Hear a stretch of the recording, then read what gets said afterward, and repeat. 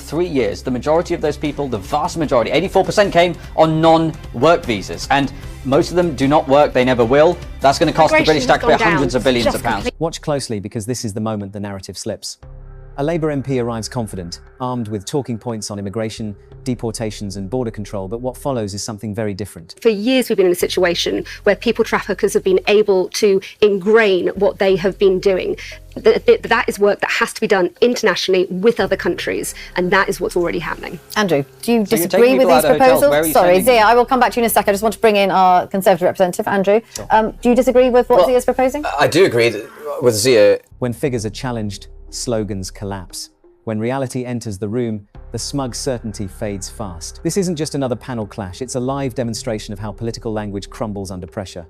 Stay with me, hit like and subscribe now, because this kind of confrontation rarely survives the mainstream edit. It's migrants. We're in this situation where, as I said, universal credit payments alone, that is just one aspect of welfare, is £15 billion over the last 18 months. Think of the hospitals that could have been built with that. Think of the GP surgeries. Think of the number of police we could have on our streets, number of schools that could be built.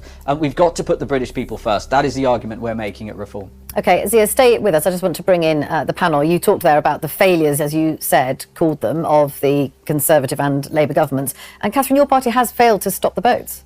I'd like to start by saying Britain is a proudly tolerant and diverse country, but of course people want to see fair, controlled immigration. But we're talking about, do you think? That's what action is being taken to ensure that we deliver. But we're talking about the Reform complaining about open borders in circumstances that those who were responsible for immigration, they've welcomed into their party. In terms of the asylum immigration hotels that the Conservatives set up, Robert Jenrick boasted about numbers going up. Suella Braverman was the Home Secretary. So I think it's somewhat surprising that they think somehow that they will be the answer. But yes, we have boosted enforcement action. That's why 60,000 people have been deported. And Reform are using footage of deportation flights under this government in their videos. Yes, we need to see a fair system, and we have moved for both legal and illegal immigration. And we have moved from what was nearly 1 million people coming in a 12-month period in 2023 to now it being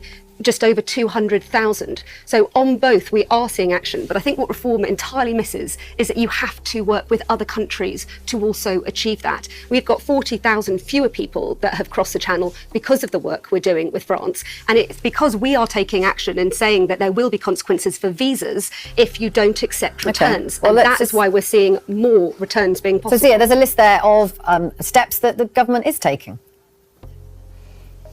Well, let me respond with a simple statement.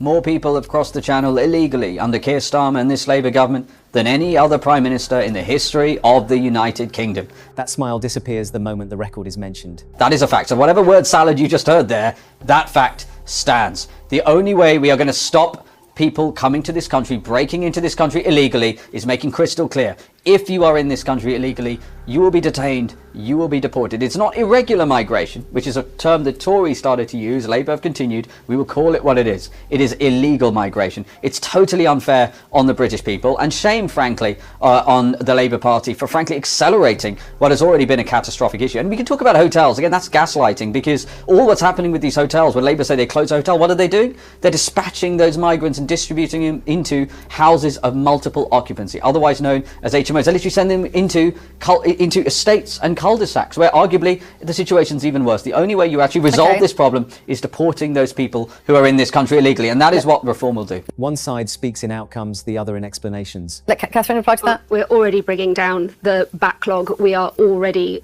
making sure that we have recouped £74 million in what was really wasteful asylum contracts for the hotels, and we are taking the action to smash the gangs. That is why we are working internationally. For years we've been in a situation where people traffickers have been able to ingrain what they have been doing. That is work that has to be done internationally with other countries, and that is what's already happening. Andrew, do you disagree with these proposals? Sorry, Zia, I will come back to you in a second. I just want to bring in our Conservative representative, Andrew. Sure. Do you disagree with what Zia is proposing? I do agree with Zia in him pointing out that every single month that Keir Starmer has been Prime Minister, more people... What do you say to that?